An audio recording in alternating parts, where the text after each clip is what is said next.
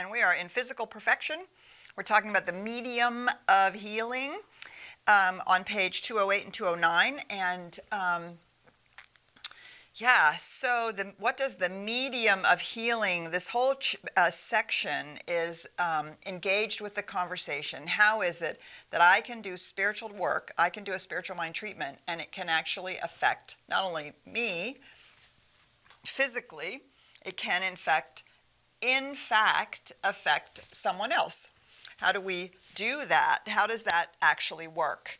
And so the medium of healing in the science of mind is the universal subjective mind. The universal subjective mind we talked about for a minute last week, and we described it as deductive, receptive, plastic, neutral, impersonal, and creative. That it is the underlying fabric of life itself that knows how to take the impress, the impulse of the thought or the creative impulse, and manifest that into the effect that is the corresponding outpicturing of the initial cause, right? And that's what the law of cause and effect means. It means that the outpicturing, the manifestation, whatever we want to call that in physical form, is actually irreducibly corresponding to a cause or a set of causes, which become the impulse that this effect is an outpicturing of. And that this is lawful. It's lawful because you can't have one cause and an entirely different effect.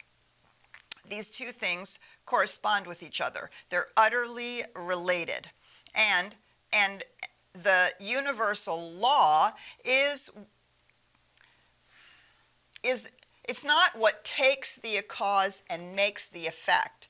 It's more, the law is the description, the universal law is the description of this process. It describes that if you have a cause, you will have a corresponding effect. That's the law.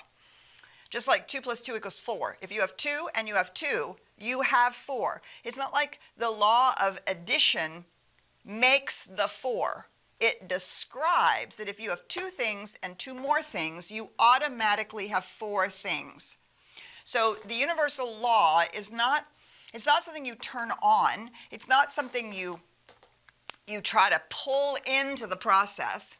It is a description of what happens in the creative process. Every cause has a corresponding effect. Every effect has had a corresponding cause. Okay, so that's good as far as it goes. But now the question is, how does that work if I'm over here doing a spiritual mind treatment for you over there? Right? How is that possible? How does that happen? And quite frankly, how does a cause which is intangible become a tangible effect that is corresponding to the cause? So in the science of mind, that's called universal subjective mind. Universal subjective mind, right? A giant mouthful. Universal because it's everywhere. There's nowhere where it's not. Universal. That's what that word means. Mind, basically, we've over and over reminded ourselves that if we were writing the science of mind today, we would probably use the word consciousness instead of the word mind.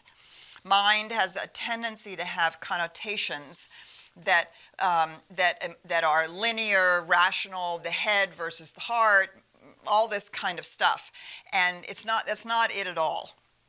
Ernest Holmes describes a thought as a movement in consciousness. So if that thought's happening in mind, that implies that mind is consciousness, which is the term we would use today, right? Consciousness, the ubiquitous consciousness of life itself, that which is embedded in the fabric of the physical universe and which is continually expressing itself through creation. So universal mind, universal consciousness, everywhere present, this consciousness. Now, the descriptive word besides universal is subjective. That's the descriptive word, subjective. And what we mean by subjective is similar to Carl Jung's collective unconscious, right? It's the sum total of all of the thoughts that have ever been thought that are running as the patterns of humanity. They're running as the patterns of our family. They're running as the pattern of ourselves. But more than that, in the science of mind, we use the word subjective to mean that it is subject to the impress of cause. It's subject to the impress of cause. So there's a universal consciousness that is subject to the impress of cause, and when the cause is impressed on it, then the effect, the outcome, the manifestation is going to correspond with the cause. It doesn't, so the most important piece of, well, let's not say it's the most important, but we'll go back to our list: deductive, receptive, plastic, neutral, impersonal, and creative. So why do we start out with the word deductive? Here is the most important thing about this underlying consciousness that is the medium in which creation happens.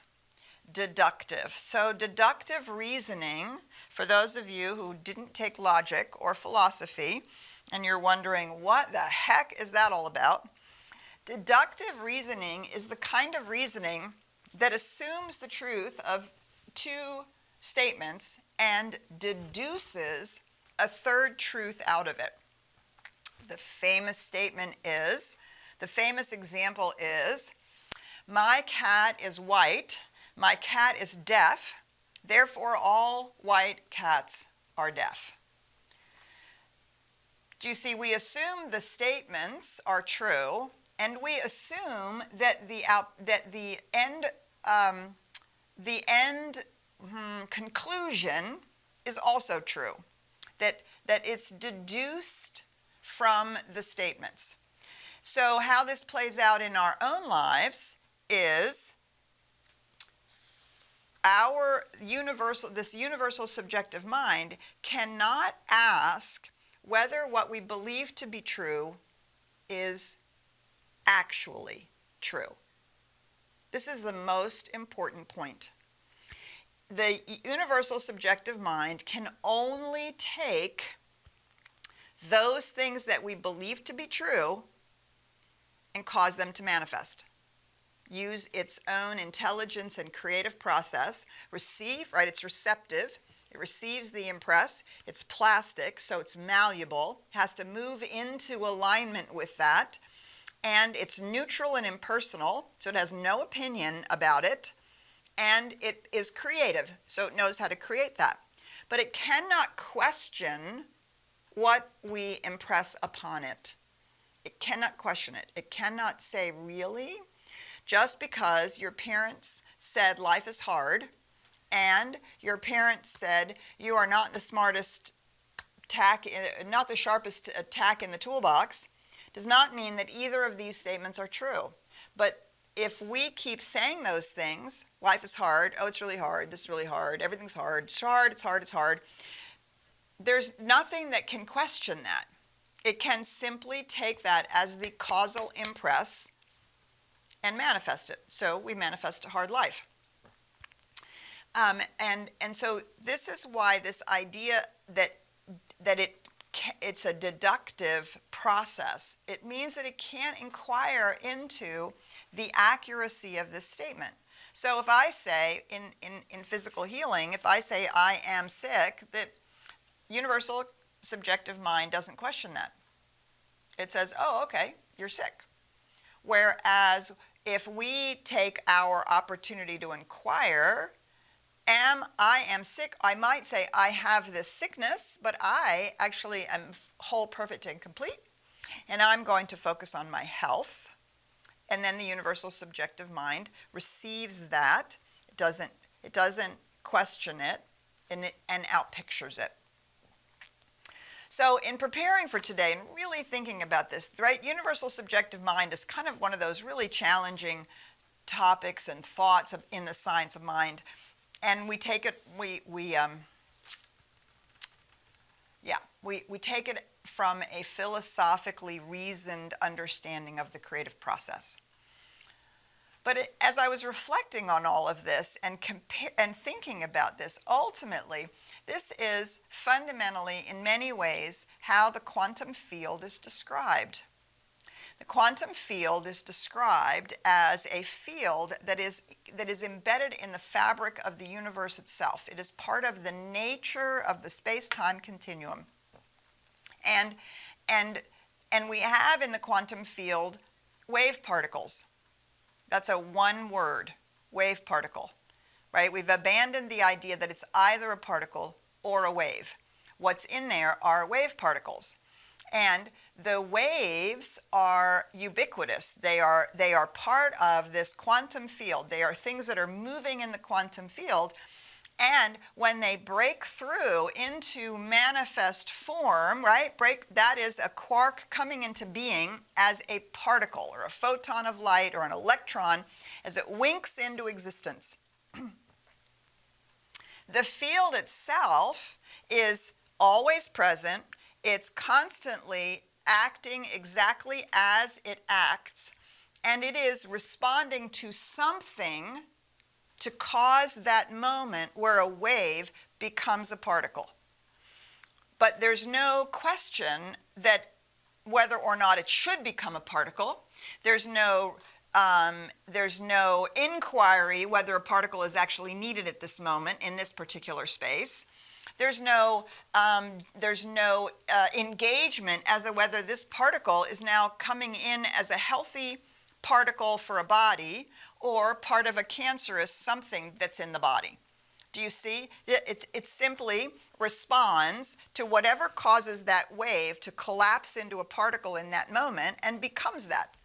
It's about as close a description of universal subjective mind as we can get at the moment from a scientific point of view. And so we want to not become overly invested in the terminology. What we want to do is understand the process. And so if this field is universal, it's ubiquitous, it's everywhere, then the impress can cause those particles to show up anywhere, wherever the intention is. Well, how do we want to say that? It's so difficult to talk about without talking about space and time, right? And we're actually trying to get to something that is pre-space and time, which is the intangible reality of laws and the universal consciousness and the divine presence and whatever words we want to use about that. And the minute that we use language that begins to imply space or time, we've already collapsed ourselves into the manifest universe, right? So if we think about this ubiquitous field, and there's an impress onto this ubiquitous field that says, I am healthy, right? I'm pulling those particles out of that field to come into the body as health. But there's nothing that says I can't say you are healthy. That the person that I'm doing the spiritual work on for in my own consciousness, it's simply directing the particles that are there to respond, just like it's directing the particles to respond that are here. Do you see? The field is universal. So once we're in the universal field, we're not separate from anything or anyone that we're doing spiritual work on. This is why the understanding of unity and oneness is so critical. I think so many of us, when we get into spirituality and we think about oneness, we think about two things. One, we think about we are one human family. I'm one with everybody else. Therefore, we're all part of this whole. And we think of oneness as love. And because we're all one, right? We love each other. But we have to kick our understanding of oneness out of the human realm and even out of the realm of manifestation and kick it into a larger reality where everything is part of the one. Just go Google some videos on the quantum field and have your brain just explode, right? Because we really want to contemplate this idea. There is no separation at the level of the field. There's no separation. There's no separation at the level of the field. So when we talk about oneness, we're talking about a radical sense of oneness. Radical oneness, not just, oh, we're one with each other as human beings, not just, oh, we're one with the plants and the earth. No, a radical oneness at every level. So, yep, and so wait a minute, hold on, I lost this spot here where where in the Science of Mind here it talks about this oneness, because I wanted to read it to you, but I can't find it at the moment. So the last thing I'm going to say before we open this up for you to talk and respond and think about this. This is why in the Science of Mind, if we really are going to push the Science of Mind to its deepest understanding, deepest mystical understanding, Science of Mind is not a monotheism, because there is no deity, theos. It's not a monotheism. Science of Mind would be considered a radical monism. Monism. There's only one thing happening, and that one thing is the infinite reality expressing itself. And creation is as much a part of the one as the absolute intangible reality. These things are all part of this one whole. And the way that the one manifests itself is through multiplicity without division. And that's the statement I'm looking for here, but I can't find it right off the bat. And it's right in here. It talks about multiplicity without division, and so yeah, it's a whole nother thing to think about, right?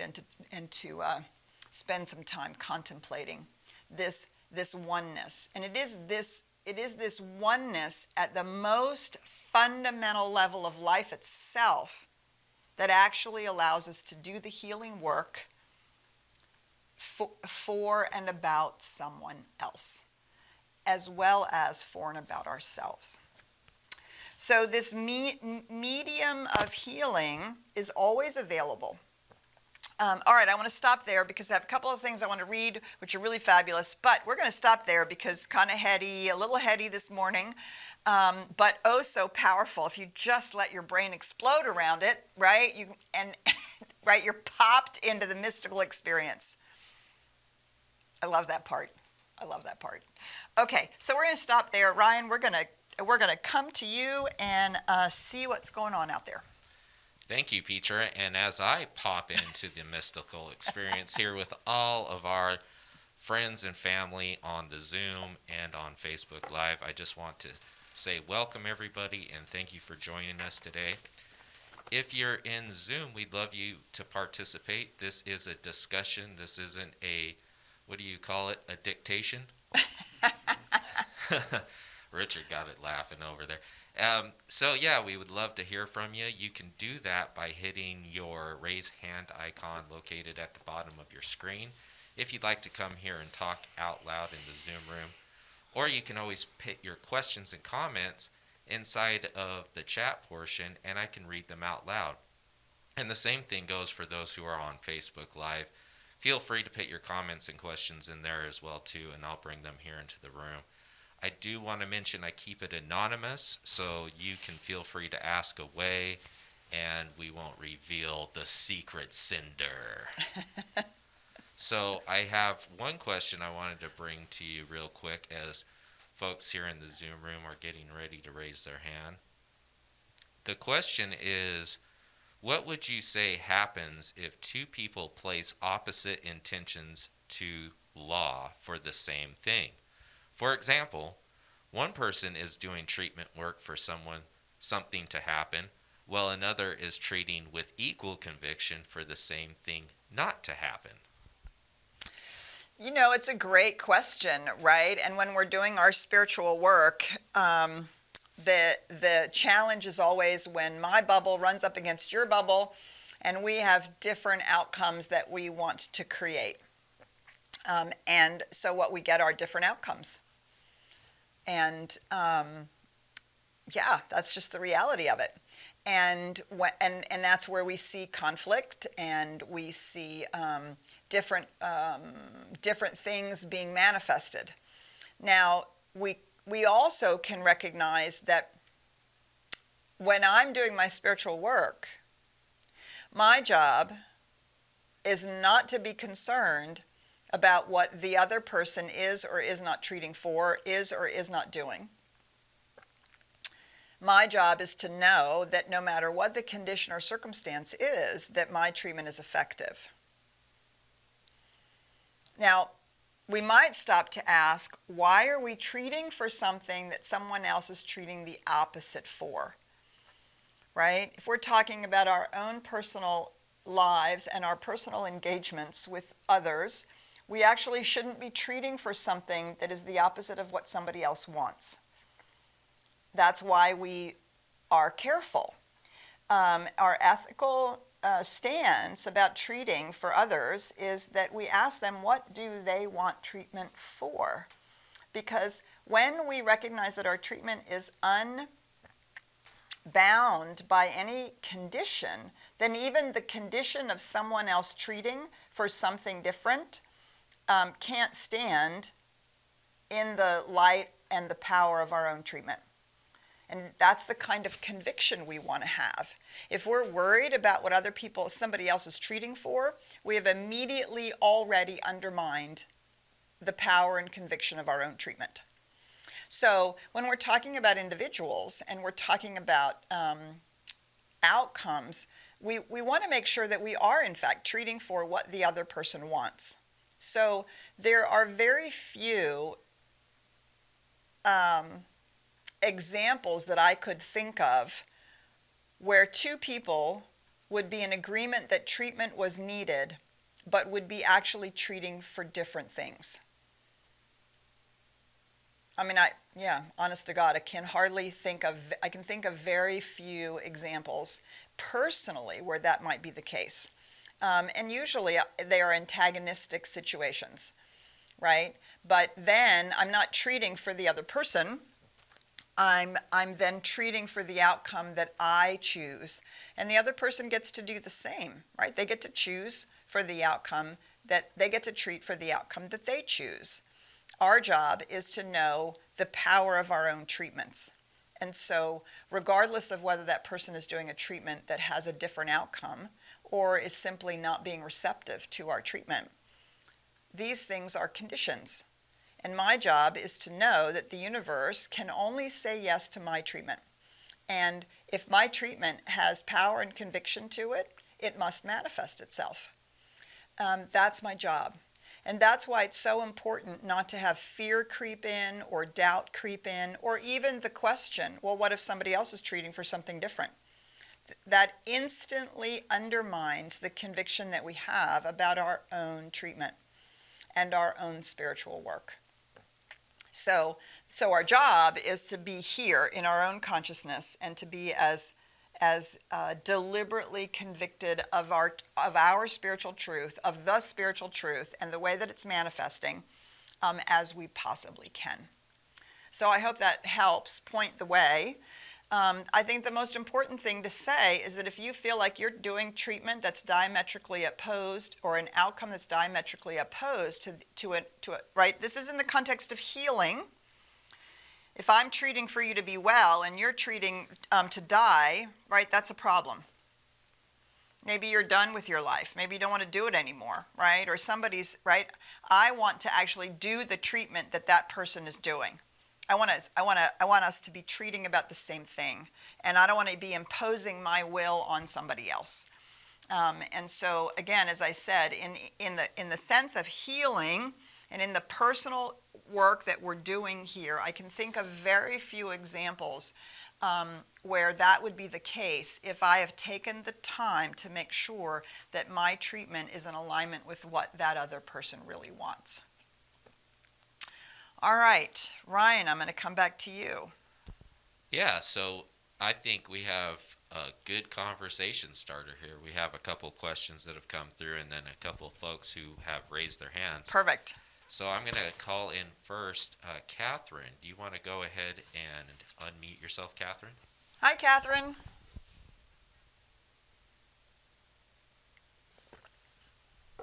Catherine, are you there?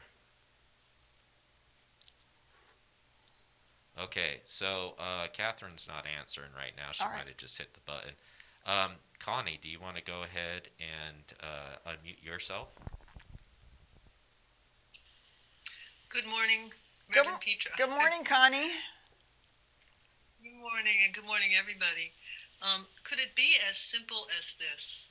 That if we go to the basic level of creation in a physical sense, this would be chemistry, and I'm not well versed in chemistry. I took it in high school, but that was it. We come to the atoms, which contain protons and neutrons, and there is a finest physical level, and that we share in common with everything. The trees are made of atoms. The everything is made of atoms. Could that be, in a physical sense, the basic level of creation that we're talking about? Well, Connie, I would recommend that you update your scientific understanding, right? Because they have now split the atom apart, and they recognize that there's even things be smaller than the atom, which are subatomic particles, and then even beyond that, we have photons of light and individual quarks. Those electrons that you learned about in high school that are no longer considered things like in a solar system, the way that we learned it, like little tinker toys. They're now probability waves. And so that's why below that, even more basic than that, we talk about the quantum field. And so this is why it's really intriguing to just do some basic understanding of the quantum field. It's really, really, really interesting.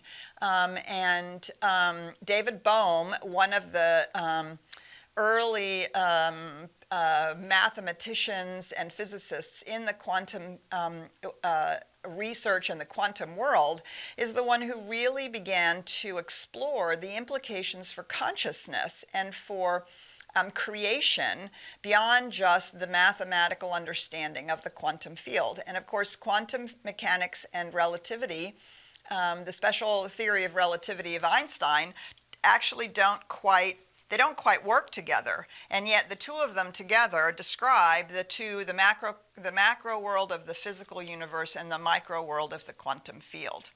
So this is why we talk about the quantum field. So Connie, I would love to invite you to go. There's some great little introductory videos on YouTube. Of course, if you're actually into quantum physics, they're ridiculously simple. We get that, right? We're not trying to actually understand the mathematics of it, but we are trying to understand what it works and how it works and what it means. So we have to keep updating our understanding, and it's really cool. It's really cool as we begin to explore some of these things. We are beginning to understand that science and spirituality are coming together in many ways. And the ancient Hindu teachings that have come into the United States in the last 100 years, Paramahansa Yogananda, he called it the science of religion. The science of religion, right? And we call it the science of mind because it needs to be that understandable. And we have to, what shall we say? We have to grow our understanding of how it works from not only our personal experience, but from how the humanity is growing in its understanding of life itself. So thanks, Connie. Thanks for that comment. And we can all continue to expand what we know. And so let me just also make this recommendation. If you've not done any reading in any of this, the best introductory book, it's now quite old, it's a classic introductory book. It's called The Dancing Woolly Masters, and it's The Dancing Woolly, W-U-L-I, The Dancing Woolly Masters, and it's by Gary Zukav, and it is a classic introduction to the and it's actually was before the quantum field theory. It's actually quantum mechanics, but it begins to really describe this whole new understanding of the foundation of the physical universe and some of its implications in terms of consciousness. You can read David Bohm. It's a little bit more you might want to get a little more grounding in quantum field theory before you read David Bohm. If you're really a nerd, if you're really like a nerd and you really want to go for it, then read Fritjof Capra's The Tao of Physics. Fritjof Capra's book, The Tao of Physics, which is also from the 70s and 80s.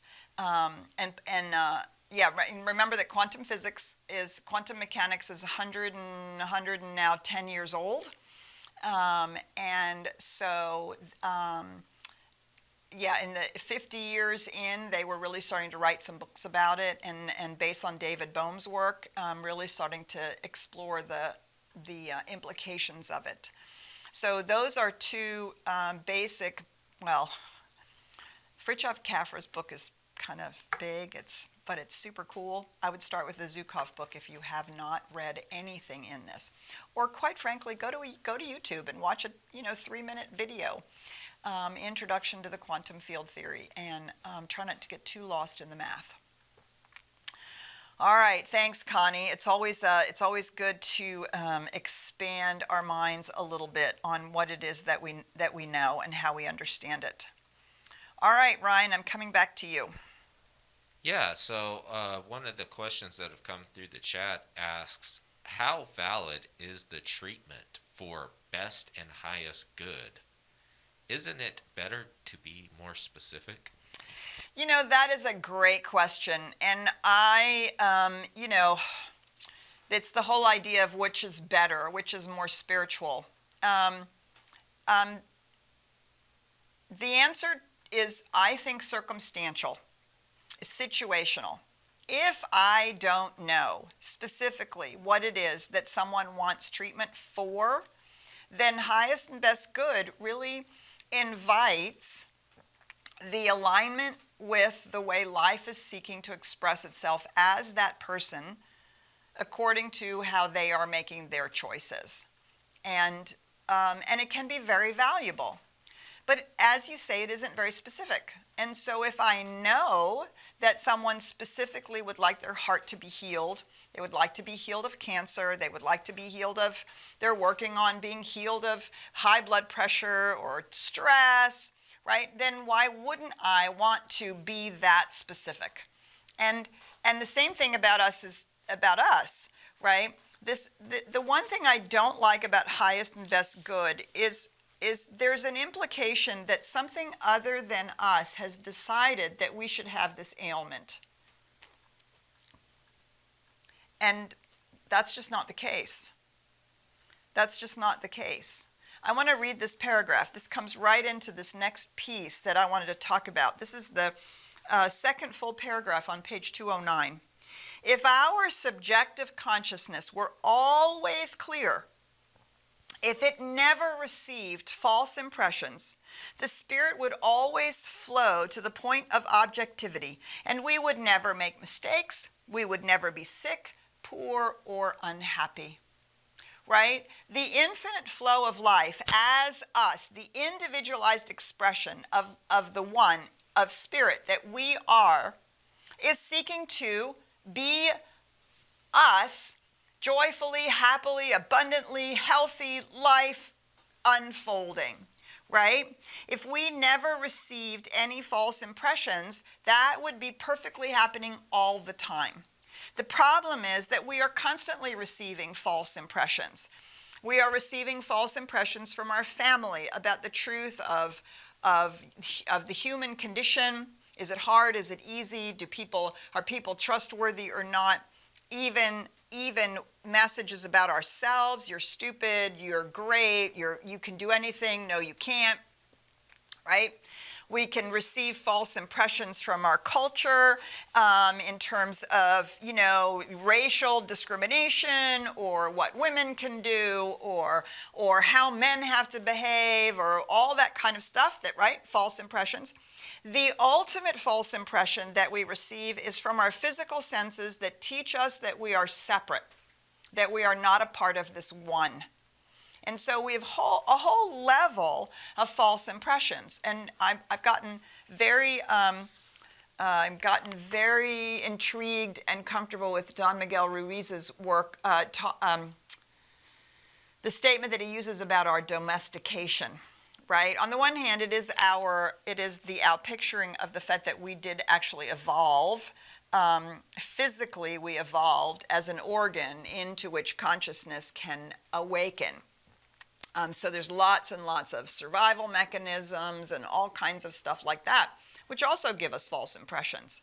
And so if we had no false impressions of any kind, we would always be in the flow. So highest and best means that we're aligning ourselves with how the infinite is seeking to express itself as us. And yet, in and of itself, there's no specific desire there. There's no specific desire for what kind of car we drive, what kind of job we have, who we marry. There's so many things about that where there's nothing specific about it. It is about being happy, sick, and abundant and happy. Right? And that's it. Everything else beyond that is what we are individualizing. So if highest and best good means I'm really allowing the flow, and I'm inviting the intuition that says what that is, great. If highest and best good is, well, I assume that this terrible thing is happening to me because I'm supposed to learn a lesson, and if the highest and best good is that it doesn't work out, well, I guess I'll live with that.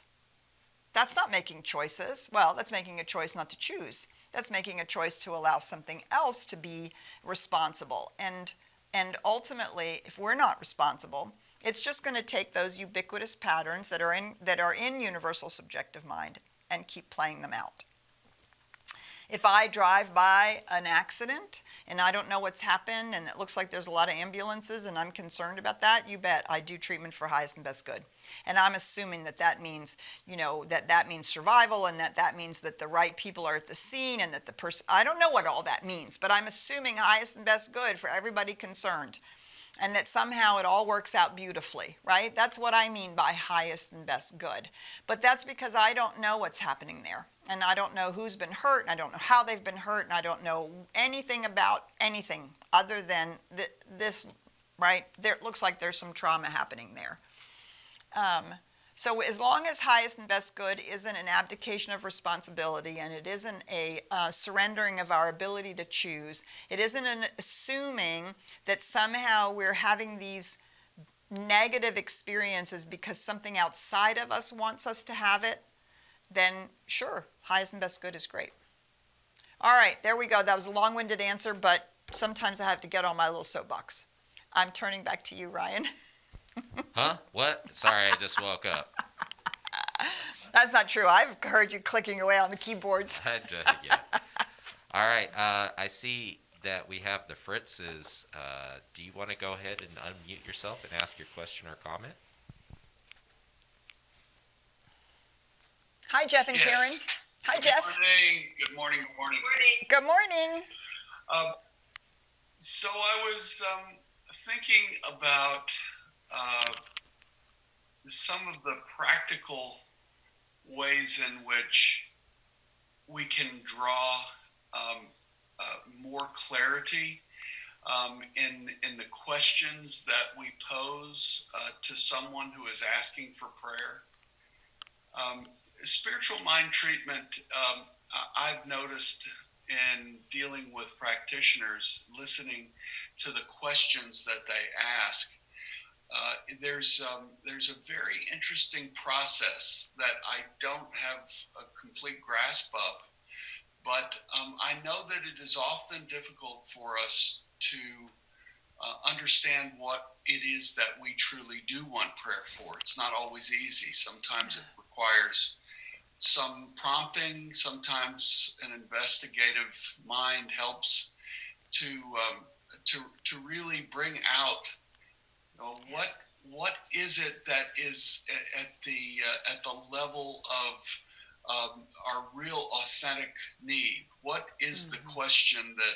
So anyway, I'm going on. I think it would be helpful if you could share a few tools that you teach or that the practitioners learn to draw out really precisely, or as precisely as possible, what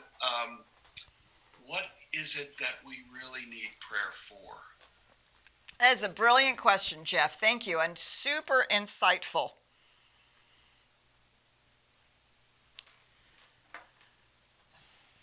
So, so there's 2 or 3 answers, or 2 or 3 ways we can look at that. That's a really good question. So the first thing is, I really want to acknowledge the fact that often people don't know what they want, that we don't know what we want, or more importantly, we don't know why we want what we want.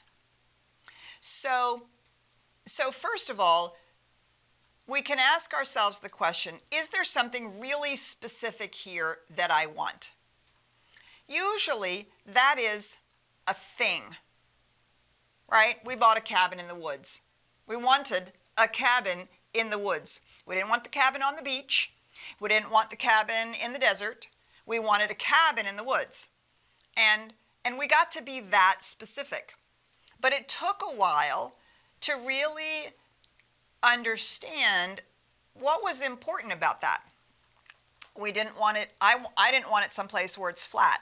I wanted someplace where there were mountains and water and trees and no hunting.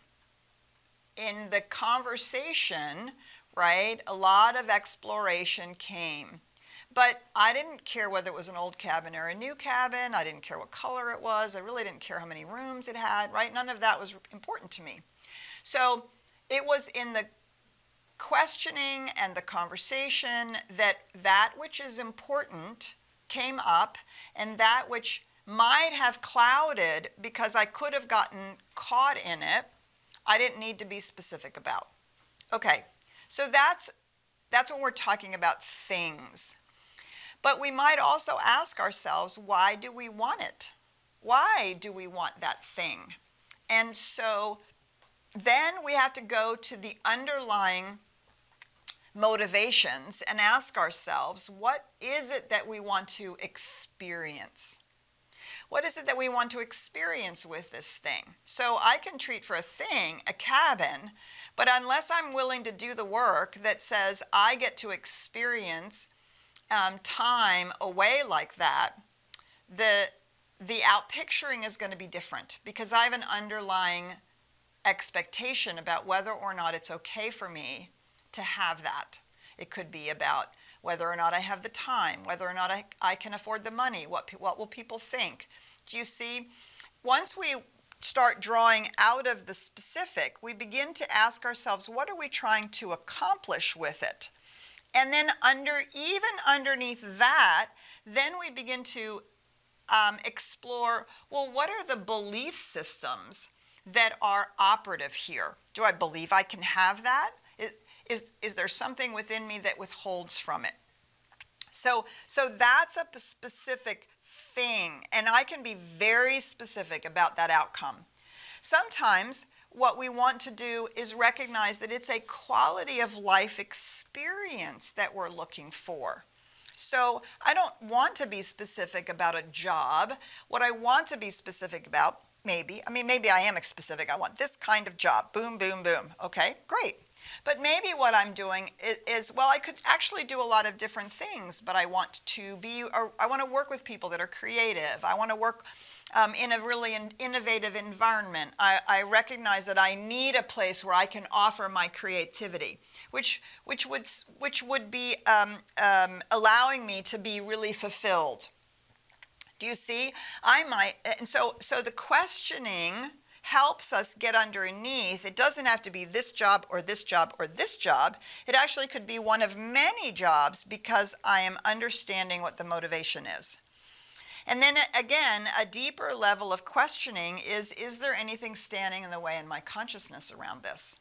Do I actually believe that I can have this? Another level of questioning is, do I want it because I think I'm supposed to want it? Or do I want it because I think someone else wants me to want it? Do I want it because I think it's what's going to cause me to be happy and abundant? And that becomes really insightful questioning. So the tools for all of this, as Jeff, as you so beautifully pointed out, one, work with a practitioner, not just for an individual treatment on a Sunday or some other time when you call up and you're in crisis, but work with a practitioner over time as you're seeking to demonstrate a different kind of life or grow a different aspect of your life. Work with a practitioner over time in these spiritual coaching sessions, and they do this kind of work with us, and they help us do this unearthing. Journaling. Asking ourselves questions in journaling. What is it about this that's important to me? Why do I want this? What kind of life experience do I think I'm creating? Do I think this is actually going to get me that? Or shall I just treat for the life experience and see how that's going to unfold? One isn't better than the other. It's really okay to be very specific. It's also okay not to be specific and to say, no, what I want is a life experience. So for me, for 5 years, I spent time working on, I am in a healthy relationship. Well, I had to learn what a healthy relationship was. That was a big part of that whole treatment, was that I had to begin learning actually what a healthy relationship looked like. And then how do I behave in a healthy relationship?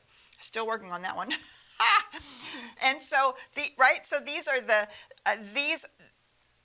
this is what we're unearthing, because again, let me go back to this question. If our subjective consciousness were always clear, if it never received false impressions, right, spirit would always flow to the point of objectivity, which means out into manifestation.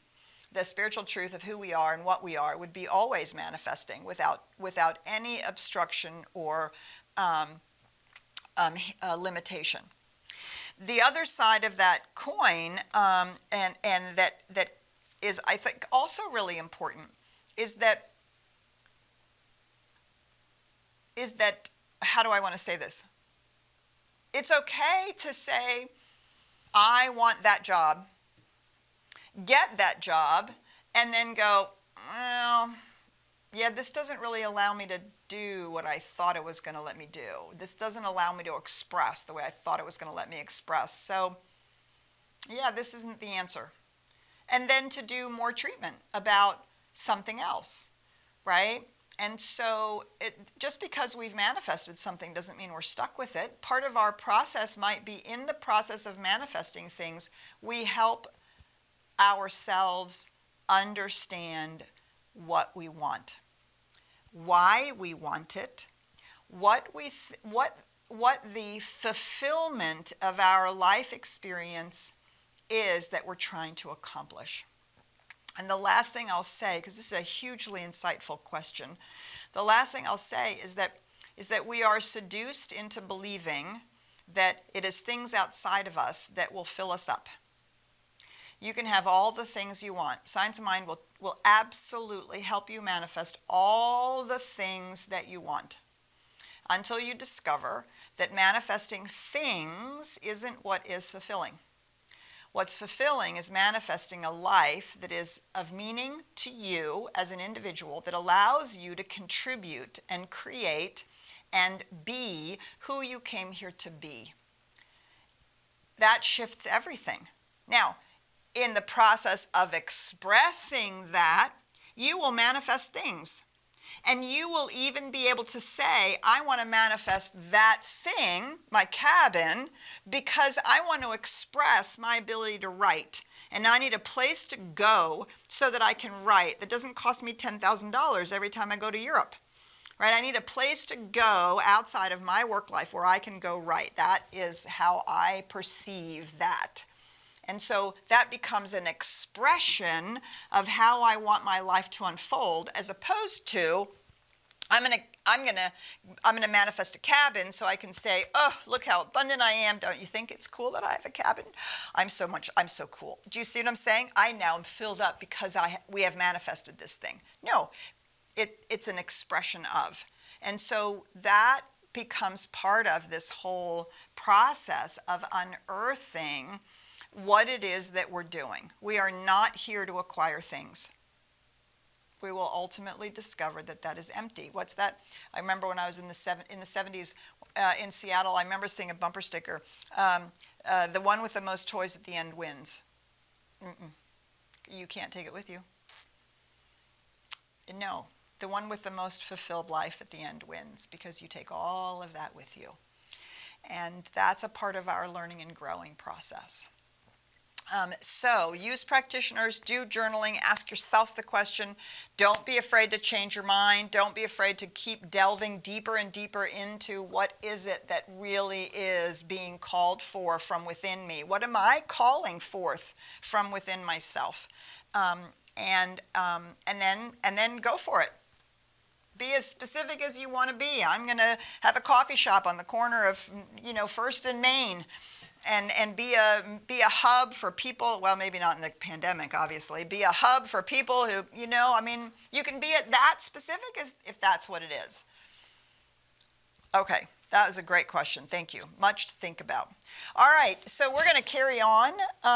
Is there any last urgent thing over there, Ryan, before we close up? Nope. Okay, he's shaking his head no, he's not answering. All right, so I do want to remind you that we do have Thanksgiving coming up. We are having a very, very safe Thanksgiving, outdoors, gratitude circle. Please do RSVP for that, and don't forget we have our birthday parade for the lovely Reverend Patty, her 80th birthday, starting at noon. Decorate your car, come and celebrate Reverend Patty's birthday here at CSLDallas. Please do stay safe over the holidays. Please stay safe over the holidays. We love you. We will see you soon again. Bye for now.